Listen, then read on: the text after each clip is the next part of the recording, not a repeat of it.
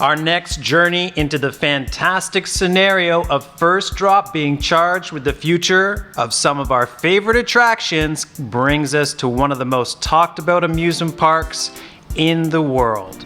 There's little shortage of speculation from the general public regarding the future of this place, but this particular exploration comes from an old school curmudgeon getting near 30 years of visiting the park, unfortunately. With that in mind, this video will explore some of the more forward-thinking developments for Cedar Point. In recent years, the number of visitors swarming the park has exceeded capacity, something us slow-walking folk avoid.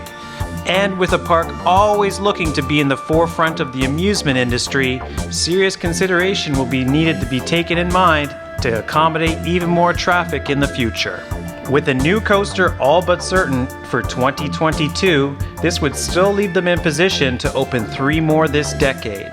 Despite COVID-related concerns, unless restrictions are such that attendance is affected in 2022 and onward, you should see an aggressive push in the latter half of the 2020s to continue their tradition of seeking out new state-of-the-art and record-breaking attractions after the malaise of the pandemic has passed.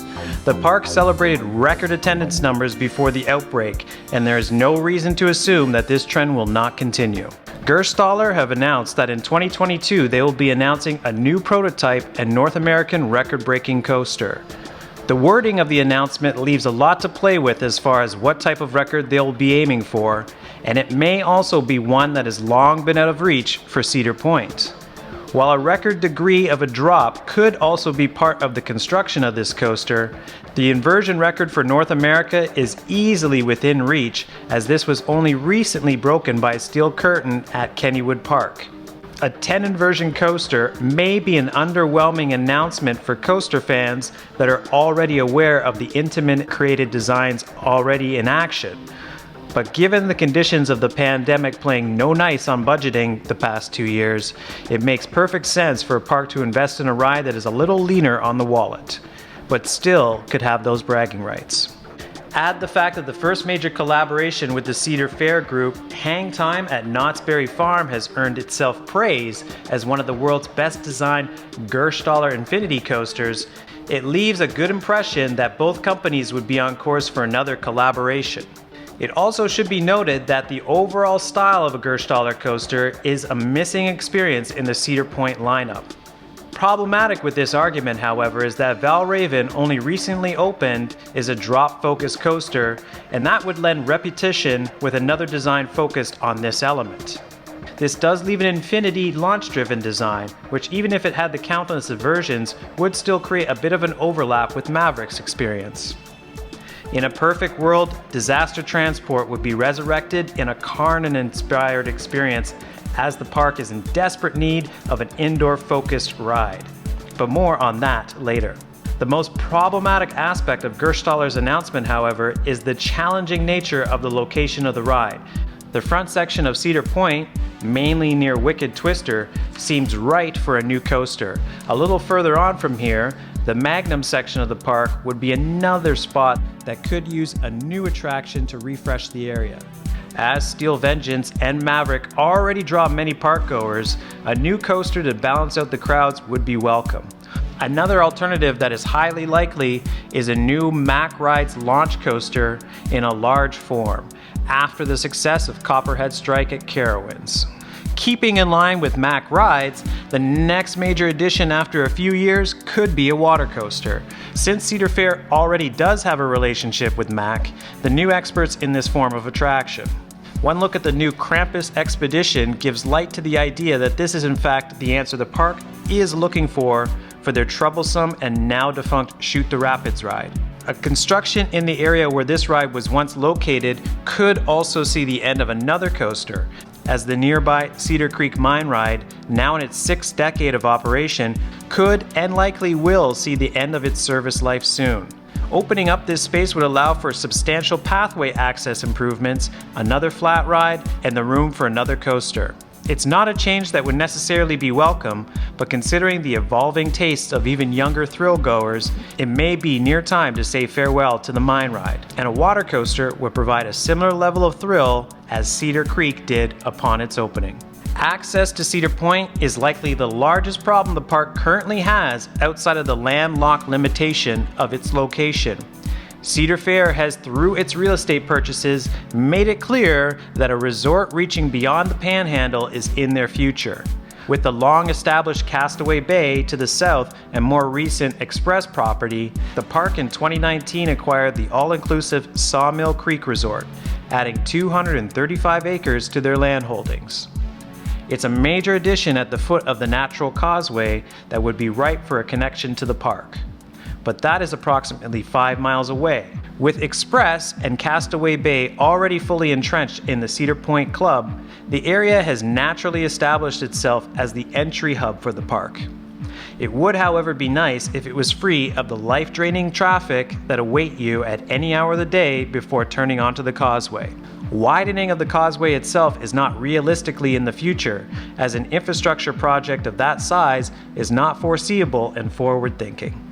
A parking complex, however, could be built on the current employee site, maximizing capacity and lessening the burden on the main lot. Still a provision for staff, but also eating up a large portion of the main customer traffic as well. This would also create 2 outflow points for exiting traffic at park close, alleviating the bottleneck effect currently created with the one exit from the main lot. Another parking garage is fine, but how do people get to the park from this location other than a shuttle bus service, which realistically may be the first option used if this ever comes to pass, but ideally a chairlift, much like Disney's new Skyliner, would be the choice over a much more expensive and maintenance-heavy monorail. While a massive undertaking due to the distance covered, cost and planning permission no doubt required, such an installation would set the park forward in not only allowing for actual park expansion into the main lot, but also establish the off-site area as a hub for nightlife and accommodation, as it has already grown into in various forms on its own. It's a big statement for the park, but anyone who has visited the area knows that Cedar Point already has established itself as the main economic player in the region, and any improvements to local infrastructure and more visitor traffic would likely be welcome. The distance from the mainland to the park entrance is roughly 3 miles, and having personally been on the longest cable car in the world, Chinaman Shaw, at almost twice this length, the system is more than possible, not to mention the views that would be offered over the water and causeway. Another attraction that will unfortunately likely see removal over the next 10 years is Iron Dragon.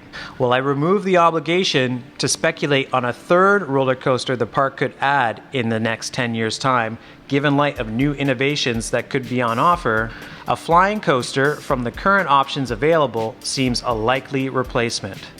This will require either a new flying coaster being constructed from B&M, which has not been a popular addition recently, or something from Vekoma, which Cedar Fair has not had a relationship with in the past, but again, this is a wider reaching possibility that works more as a hope in this regard. A record-breaking launch Vekoma flying coaster would do wonders in Iron Dragon's location, to be fair.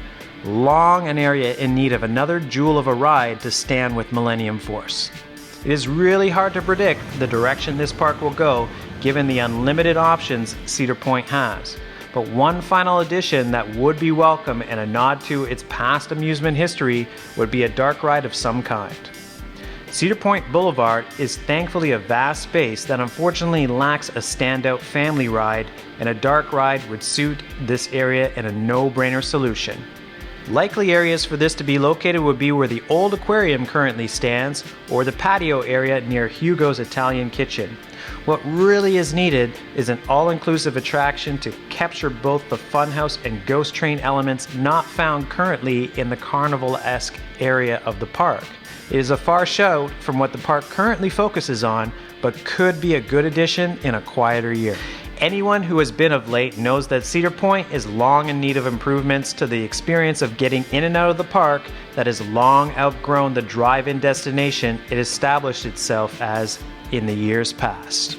With an even larger future ahead, a resort near the scale of Disneyland has emerged, and over the next decade, visitors in some form or other should see improvements in light of this. Some will be more exciting than others, but all will no doubt be necessary given this long, successful, and admired amusement park.